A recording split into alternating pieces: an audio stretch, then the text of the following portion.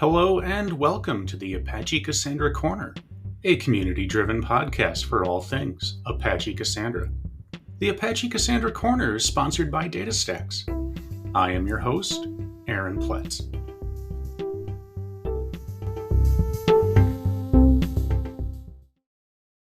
Well, hello everyone, and welcome back to the Apache Cassandra Corner podcast.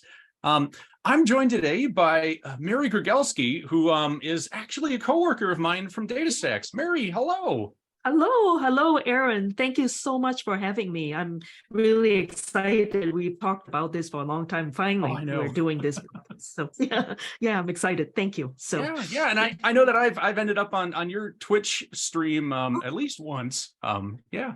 That's great. Yes, we have to do more. Yeah, for sure. Yeah.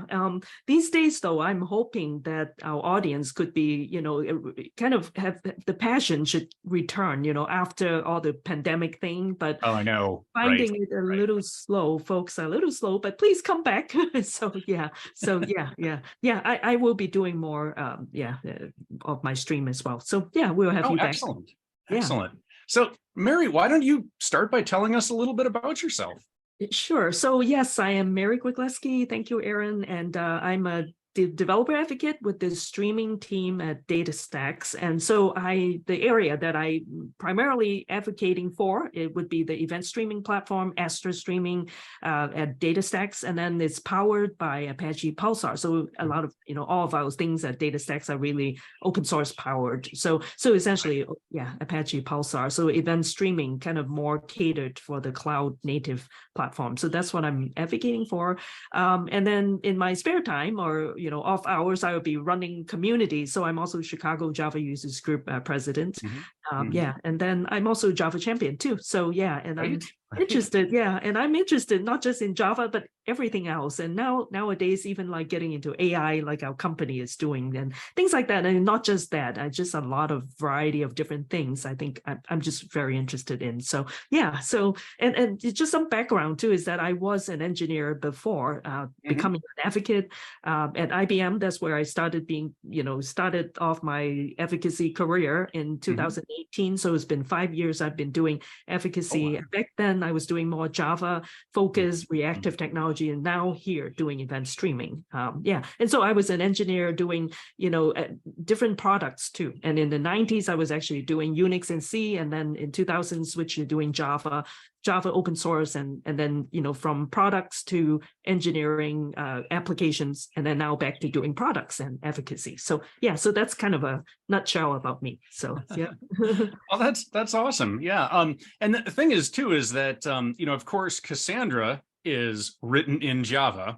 So there's actually if you look at the Venn diagram of like Java people and Cassandra people, I mean it's it's pretty much a circle. Wow, that is so true. There certainly are a lot of there's a lot of crossover there, I guess is where I'm going with that. And actually that was kind of where I was a Java developer. It really wasn't my strong suit 15 years ago when I first started doing it, but it's like that was the same time that I got into Cassandra, and just again learning so much about the Java ecosystem just because I had to support Cassandra, and that was it was tricky, and kind of like you, I really kind of fell in love with Java, if you want to think about it that way.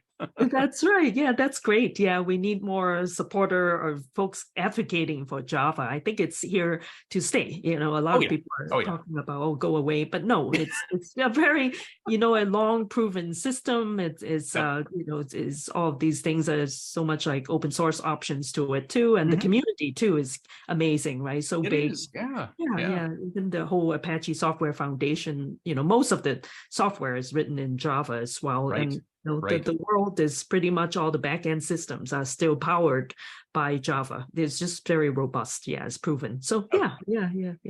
I mean, if we're still dealing with systems that run on COBOL, I'm betting we're going to be dealing with systems that run on Java for quite a while. I'm not worried about Java going away.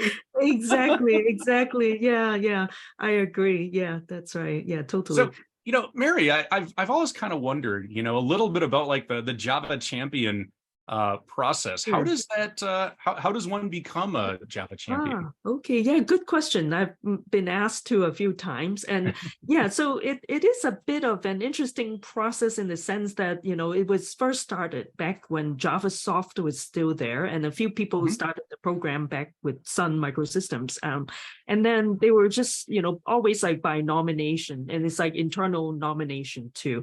But then over time, you know, then Oracle took over the program and everything, and so these days too, I look into the program. There are actually some folks, you know, already was there a long time, and I don't even think they're active anymore. But the thing is too is that with this program, unlike, you know, other programs like maybe Google, I think there's Developer Expert GDE, right, and also MVP Microsoft, and slightly different because you don't need to recertify yourself, so to speak. If you're nominated, then you become one. Yeah. So you're kind of there for life, huh?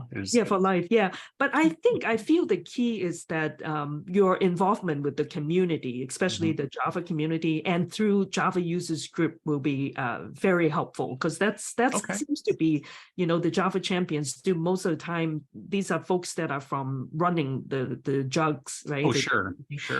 To kind of know you, and then you are active, and not just like, okay, I'm just, you know, by name, I'm a JUG leader. No, that won't work. You actually have to be involved, right? And then also you speak at conferences and things like that, or meetups, right? Not just conferences. And then just be active and be proactive. I think that's kind of a trait that I'm finding a lot of fellow Java champions are too. It's more like, well, we roll up the sleeves and do things and really reach out to people. And the whole community, I think, has this very nice culture of, you know, you are very welcome to. Everybody join, you're welcome. Unlike perhaps some other communities that I think you and I know of, tend to be a bit more like, you know, like a got an ego or something. But anyway, but so Java community is nice. But I think the key, again, you know, and of course, you know, ideally, if you are programming, you're a technical person, would be even better. But the thing is, I'm finding also, interestingly, there are some folks that if you're more like in other aspects of, you know, working in the computer industry, but you kind of take an interest or, you know, very active in doing promotion of Java, you'll be recognized. You're helping to run Java users group meetups and things like that. And maybe you're less of a hands-on technical, then you can also qualify for if you are more of a, you know, a community advocate as well. So yeah, a variety of different ways, but it is true. You definitely have to make yourself known to the community and be active too. I think that's what I'm finding. Yeah, is kind of very, very, very crucial in this case. Yeah, I found so. And also everything is internally nominated. So if you know someone, you've done enough work, the person will be confident they can nominate you to kind of like that. So yeah. Okay.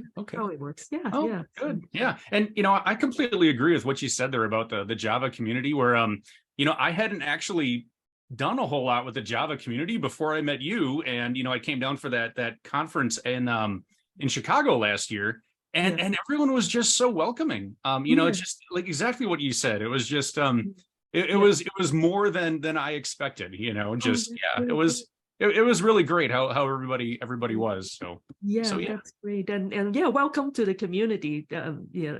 Aaron, we love to see you. Maybe you can restart. I'm hinting now, restart the Minnesota. Oh, that would be great. I know, right? Yeah, that's right. Yeah. That thought did cross my mind, actually, Mary, now that you say that out loud, but I don't know. We'll see. Yeah, we'll see. Yeah, sure. We'll be supporting you because, again, you know, the community, we have internal mailing lists or Slack group, and you reach out, there'll always be somebody helping too. And I know of just recently, somebody was asking, I like to start a group, you know, in my small town or things like that. I need some help, and everybody jump in and help and giving, you know, kind of assistance too. And I think you can be rest assured you get a lot of help from many people. So yeah. Okay. Actually, you know, I think I have something that would be good to talk about. That is both Cassandra and Java. That No, it's an example I built out. I think I sent this to you of Git repo I did on building out the new vector search feature and like a Spring Boot service that runs and kind of serves that out. You know, and helps you do like an ANN, you know, an approximate nearest neighbor on you know, something that's been like tokenized into a vector. But great. Yeah, I was thinking about something like that. Vector search AI, that's kind of the hot thing right now, yeah. Exactly. Yeah, that's something I do want to get into as well. Yeah, that's right. Yeah. So yeah. Yeah. So, Mary, let me ask you a question right in your wheelhouse here. Since you're an advocate for the streaming team, so what goes into choosing an event streaming platform? Oh, okay. I think, of course, too, you have to identify, what type of solution you need to solve your problem. First, you identify your problem. And let's say, very often too for event streaming, I think it helps, in terms of data in motion, right? And you always have a point of ingestion. So, and then if you want data to be ingested at a high speed, and also, again, the messages won't be lost and kind of guarantee delivery, all of these things. And also, in addition to, are you going to operate in the cloud, especially in different clusters? Right. So that's kind of like the new things we need to also worry about. So, so I think, if you know that you are ingesting data you need it at high speed, and they, especially too, if you are ingesting data from multiple sources too, I think that would be a good cases that you want to like ingest data and using an event streaming platform. And actually, talking about which too, you reminded me, if I, a lot of times do people also ask, what type of usage scenario? And I think I mentioned to you before that we started this talk. I'm talking with Co, who's based in Netherlands. We've been doing a talk on Kafka and Pulsar. Kind of both worlds. And then we were kind of going through planning. I said, okay, citing some examples. How about, right, in Netherlands, they're famous for their cows, like the dairy cows. So I said, what I have heard of is that in some cell phone company, they are trying to use some cell technology to track cows in the field. And then I'm thinking, maybe we can be creative and put IoT devices on cows, because sometimes too, you got huge dairy farms and you can have many cows roaming around the land, the hills, and what if one of them get lost and stuff? So you put IoT devices on them, then they are constantly sending the GPS signal to the server. You have like, 1,000, you heard of 1,000, something like that, thousands running around the hillside. So you can kind of think of, kind of using a data event streaming ingestion platform such as that, because your IoT devices are collecting all the data, they keep sending to the server, and then basically you have some point of sending it back into your app, on the server and processing these data. Maybe that will be a good use case scenario, thinking of using event streaming. Hey, I think we're getting a high ping on Bessie. Someone better run out there. No, that's right. No, that's a cool idea though. I never would have thought about using it for for using an IoT device, spread out across a pasture like that. But that's cool.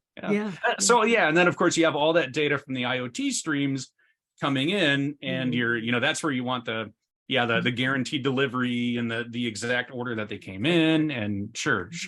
I can kind of see that. Exactly.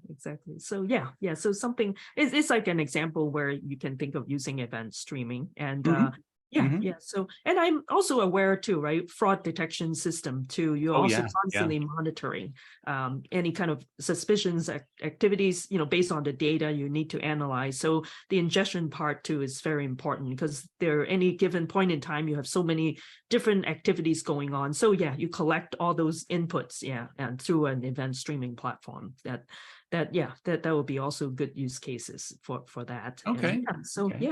And of course, also recommendation system, right? There are people doing shopping, and you're collecting all their clicks, keystrokes, and then you're analyzing and sending them down, and machine learning, algorithms to analyze their patterns, and then figuring out, giving out recommendations as they are shopping too. So so those you can think of event streaming. To me, I feel almost seems like, if you kind of explain this, to my grandma who doesn't know, isn't technology, focused, and you can say, well, it's sort of like infrastructure in your house. You walk into a house, you don't really see it. These are pipes that are running underneath, that behind the walls and your floor. Right. but they are so essential too. They are like, that's where the pipes are kind of, when you turn on faucet, it sends out the water to you and it kind of drains back to the output, whatever exhaust, not exhaust, waste, pipes and things like that. So I think in some ways, event streaming, it's kind of is like that, if I have to put it in an analogy. That's what event streaming, the type of platform is. It's really it's like a glue and helps you to kind of move things around, easier. You do need to have a good one in order to make sure your data is moving along, correctly and kind of absolutely. Absolutely. So okay.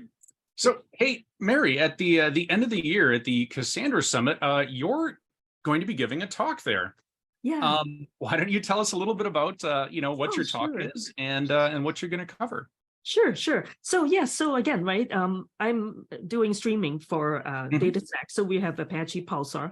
So Apache Pulsar too, again, event streaming for ingestion. So here it is. I'm thinking, right, DataStax is not only about event streaming. I mean, of course, Cassandra is the main thing. And so I'm kind of been thinking of, there's got to be ways of integrating the two together. And again, so with event streaming, my talk actually is really to explore, right, about building a data pipeline and then using Apache Pulsar. And of course, too, just like water, too, when you flow through, water goes through different treatment plans. So it's like data coming through. You want to do some transformation. For example, you can have data that is flowing through that only sends the message. Each one of them carries some kind of IDs right along. But the thing is, it's only ID. So you need to do some sort of lookup to your tables. So that's where I think, let's say Cassandra can come into play, because that's where your Cassandra is storing. Let's say it's coming in user ID. You need to look up more information about the user. So you then, your data comes in, you want to do lookup to your Cassandra database based on the user ID, look up the information, in your data store. So that's actually what I'm working on is actually building this pipeline using both Apache Pulsar and Cassandra. And basically, and from Pulsar's perspective, I'm using Pulsar functions. And these are lightweight functions that you can plug into your pipeline, and that will do message transformation or selection, filtering, whatever you need to do. So inside is this bite-sized function that I can do query against Cassandra and search for the information I need. And then you transform your data essentially, and then you send them off to your downstream, to your destination, to a sink like that. So essentially my talk is about that, and just coming up with this demo scenario to demonstrate how we can integrate the two technology together and essentially provide solution to solve some business problems. So so that's what it is in a nutshell. That's what my talk is about. So Oh, excellent. Yeah. So so at what point are the functions applied? Is it like as it comes onto the topic, or can you configure that? Oh, yes. You can do that too. So yes. So essentially data gets sent to the topic. So from the topic too, that's where, you get your subscriber, you're getting the messages. So you're consuming it. So from the consuming side too, you can basically have, your functions can be called to in there, right? And you can call them from the consumer? Yeah, you should be able that's to really cool. The functions too. Yeah, that's right. So you should be able to then do whatever you need, and then basically from there, then it gets sent downstream to whoever destination you need to go to. Let's say you're building a set of pipelines that are all connected together, and that's possible too, right? And or your output can be sent to another topic as well. So that will be another topic for somebody else to pick up. So you can think of chaining all your data pipelines together. So I think in this case, you're like, we're kind of treating data like they can kind of flow through the system quite easily in this sense, rather than, the more traditional way is, let's say you make RESTful calls and things like that and all that stuff, which is different kind of approach to doing things. But in this case, you let the data flows through, you can do whatever it needs, kind of, dressing up these data and then keep sending them downstream or to another pipe and like that too. So the kind of like Lego pieces, I think I can think of. Oh, yeah. So that's a good way to put it. Yeah. So within a Pulsar function, you can actually like connect to Cassandra.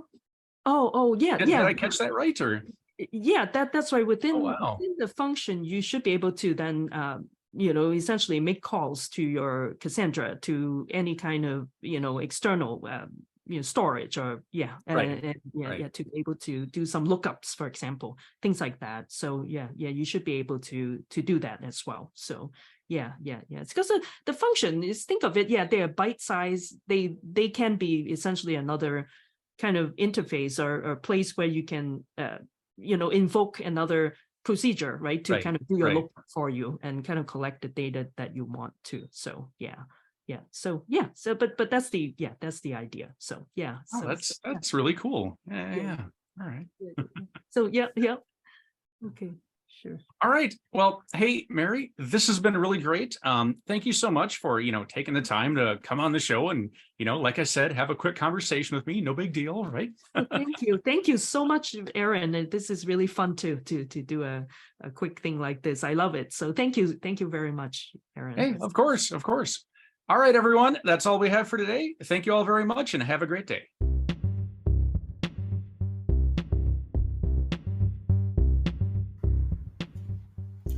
And that's all for today. Thank you for listening to the Apache Cassandra Corner. Apache Cassandra is a registered trademark of the Apache Software Foundation. Thank you and have a great day.